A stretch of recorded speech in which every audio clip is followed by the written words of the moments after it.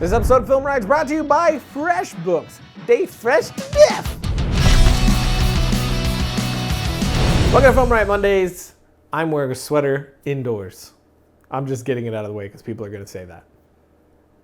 As if they can't fathom that it could possibly be cold.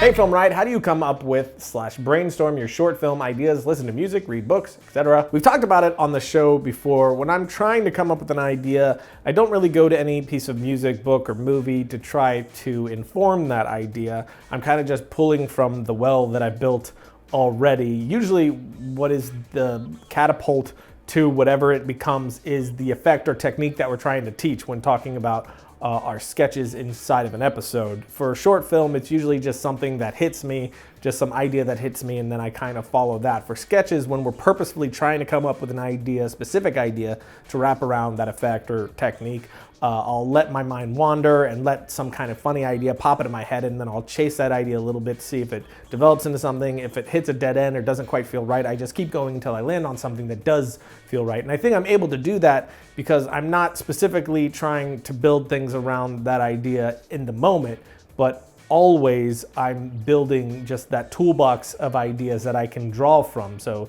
listening to music and watching movies, TV shows, the news, reading, just hanging out with people, examining real life, how people talk, how they interact, just real life situations, whatever it is, and you're collecting that stuff constantly. So then when it comes time to sort of build an idea, you're pulling from those experiences.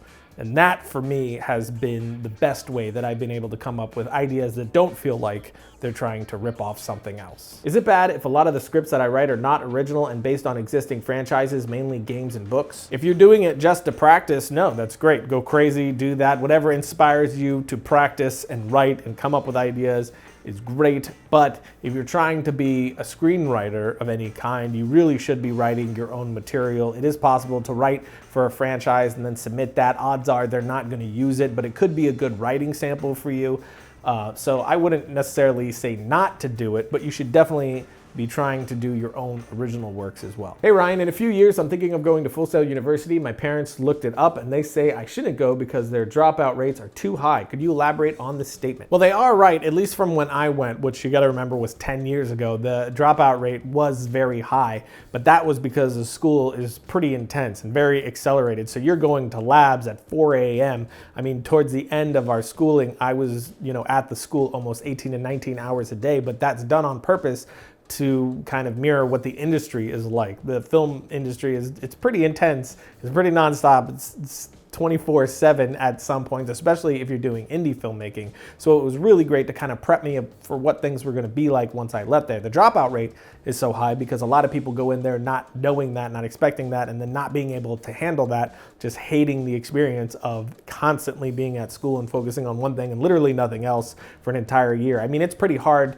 to have a job and go to school for a lot of people who had to do that. Luckily, I didn't have to do that. I saved all my money before time because I knew what it was going to be like, and I wanted just to focus on school for the time that I was there.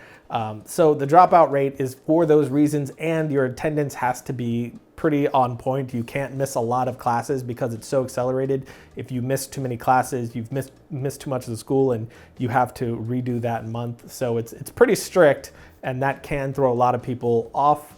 I don't think that discredits the school. That's actually a plus in my opinion, at least for me. But just like anything else, I mean, especially when you're talking about colleges, it's all about what's right for you. That might not be what's right for you, and that's not a good or bad thing. That's just what's right for you. So make sure you look into Full Sail and see what their policies are, see what type of school it is, what that year is going to be like exactly, and then decide if that's the right step for you. You might find out that it's not, and that some other college is actually the right fit for what you want to do with your career. If you could direct a film adaptation of one video game franchise, what would it be? Josh wants me to direct Bioshock. So bad. And I want me to direct Bioshock. But that's probably never going to happen. But that'd be something. Last question. Hey, Play a Dog. How do you feel about the government making people register their drones at the end of the year? Are you going to register your drone? I think it sucks. It's just more regulation on creativity. It's a bummer, but there's nothing we could do about it. And I think it's a big case of a couple of idiots ruined it for everyone else. I mean, there was a lot of people doing some really stupid, unsafe, and just immoral things with drones, and that led us kind of to where we're at now. I mean, we probably would have gone there anyway because the government likes to control everything anyway. I am of two minds about it, but overall, it's just going to be more of a hassle to try to use those for creative means. Yes, we're going to register ours because we have to, and there's a lot more legal hoops to be jumped through when you're using drones now. We'll probably get to talking about that on the episode soon enough, because to use our drones commercially, we're going to have to jump through those hoops. So I'm sure we'll talk about it at some point. FreshBooks makes things simple, but their specialty is to make your life easier when it comes to invoicing, getting paid, and tracking expenses. If you're doing freelance work or have a business of any kind on the side or full time, you need to know about FreshBooks. It's an online tool and the absolute easiest way to get all your accounting done super fast. And everyone dreads doing stuff like sending invoices and getting your numbers straight, but that is where FreshBooks will make things really simple. Your clients pay you online, your expenses are tracked automatically, and all the little details about cash flow are in one place so you always know where you stand. You can even see the full history of any invoice, so you'll know if your client has looked at your invoice or not. Head over to freshbooks.com/FilmRiot and don't forget to enter FilmRiot in the How Did You Hear About Us section. So that's it for today, but before we get to my suggestion of the week, I wanted to let you guys know that we released a new music pack. This is our horror music pack, and it is definitely my favorite music pack we have released yet. It comes with 6 full themes. Each of those themes you can break out into the layers of all the different instruments that go into making each of those tracks, so you can customize it however you want. But we're calling them themes because each of those have 2 to 3 scenes that go along with them to complete that sort of series. So you have different levels of intensity and style, but all within that same tone. So it sounds like it's from the same film. So you could take those 3 to 4 tracks and compose an entire short film just with that, especially since all the scenes have all their layers broken out as well. So there is an insane amount of customization that can be done here. You could really recreate it all to make it sound like something that it never sounded like originally. And then we have a bonus track in there as well, which might be my favorite track of the whole thing. You can find it right here.